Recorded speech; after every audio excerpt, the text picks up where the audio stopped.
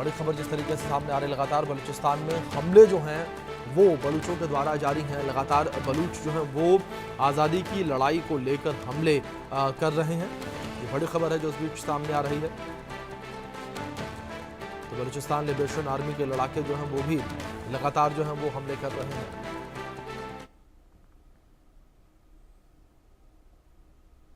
चलिए बात करेंगे दहल उठे पाकिस्तान को लेकर। किस तरीके से पाकिस्तान जो है वो दहल उठा, जहां किस तरीके से हमले किए गए हैं। सबसे पहले जो है 11 मार्च 2025 को जाफर एक्सप्रेस को हाईजैक किया गया। 200 से ज़्यादा सैनिकों के मारे जाने का दावा यहां पर किया गया।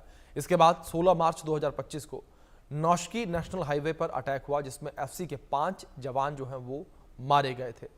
8 मई 2025 को लेकर बात की जाए तो सेना के काफिले पर हमला हुआ। 12 से ज़्यादा पाकिस्तानी सैनिकों की इस हमले में मौत हो गई।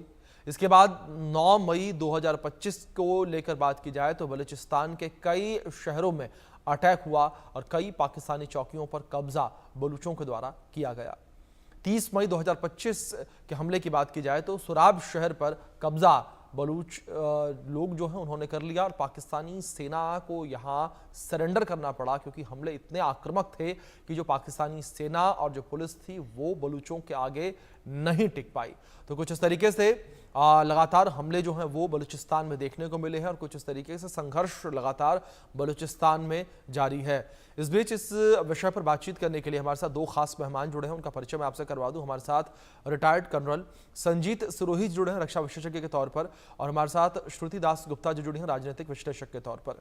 इस चर्चा की शुरुआत मैं श्रुति जी आपसे करना चाहूंगा। जो स्थितियां हमें इस वक्त बलूचिस्तान में श्रुति जी देखने को मिल रही हैं, क्या आपको लगता है कि पाकिस्तान के खंड खंड होने का समय आ चुका है? क्योंकि जो बलूचों का विद्रोह है वो अब कहा जा रहा है कि अगले पायदान पर पहुंच चुका है और आज़ादी की लड़ाई जो है वो अब हर बलूच के सिर माथे जो है वो चल रही है।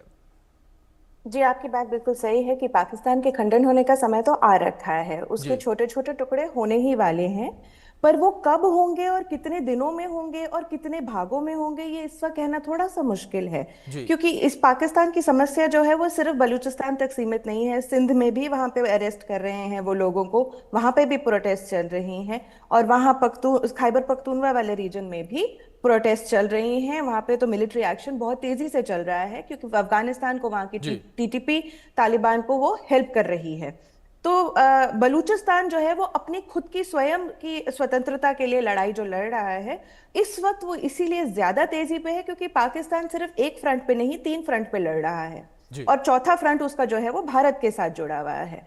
तो वो अपने चारों तरफ से लड़ाई के इस आग में अग्नि में जल रहा है। तो बलूचिस्तान को इससे पहले इतना अच्छा मौका नहीं मिला था कि वो अपनी शक्ति के प्रदर्शन से अपना विद्रोह दिखा सके और अपनी स्वतंत्रता की तरफ मांग आगे बढ़ा सके।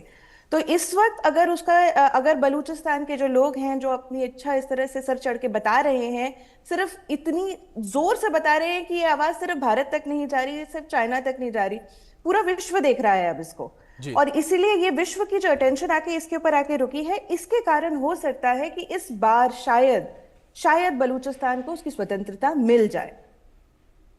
बिल्कुल। जाहिर तौर पर श्रुति जी, लगातार अगर बात बलूचिस्तान को लेकर की जाए तो बलूचों को लेकर की जाए, वो आज़ादी की लड़ाई को अपने और तेज़ कर रहे हैं। और संजीत जी मैं आपका रुख करूंगा। सर, जिस तरीके से यहाँ पर हमले बलूचों के द्वारा BLA के द्वारा देखने को मिल रहे हैं, और बड़ी बात यहाँ पर यह है कि BLA के हमले से पाकिस्तानी पुलिस और जो पाकिस्तानी फौज है वो डर खा रही है, डर के मारे जो है अपनी चौकियों को छोड़कर चली जा रही है।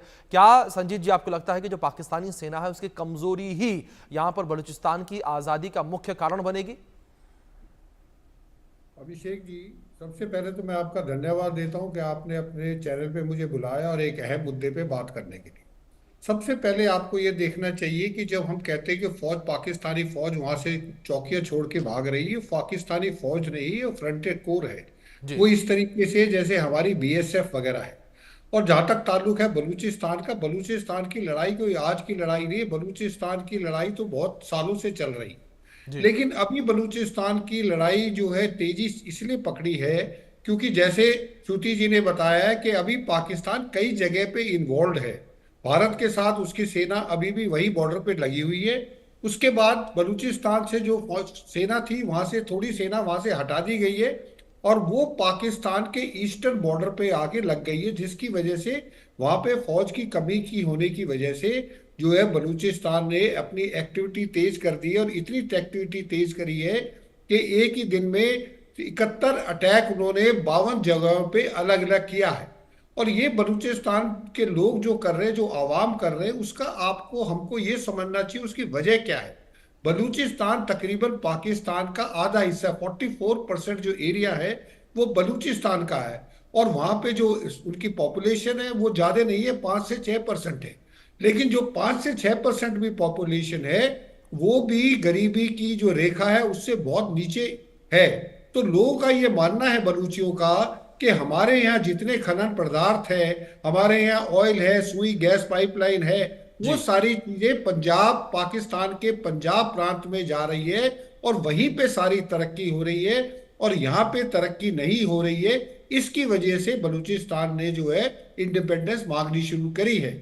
लेकिन इसमें जी आप समझिए जियो पॉलिटिकली चाइना का इंटरेस्ट है बलूचिस्तान में, क्योंकि सी पैक कॉरिडोर चाइना से गुजर रहा है और चाइना ने ऑलरेडी $60 बिलियन इसके अंदर इन्वेस्ट कर चुका है। उधर अमेरिका की भी नजर बलूचिस्तान पे है, क्योंकि बलूचिस्तान के मिनरल्स में बहुत रिच है। तो अमेरिका भी चाहता है कि बलूचिस्तान के साथ, तो पाकिस्तान इतनी आसानी से बलूचिस्तान को इंडिपेंडेंट नहीं होने देगा। अभिषेक जी। जी ठीक है, जाहिर तौर पर। लेकिन इस बीच ये संघर्ष जिस तरीके से देखने को मिल रहा है, यहाँ बड़ी बात ये होगी कि अगला मोड़ यहाँ क्या देखने को मिलेगा। श्रुति जी, मैं आपका रुख करूंगा, लेकिन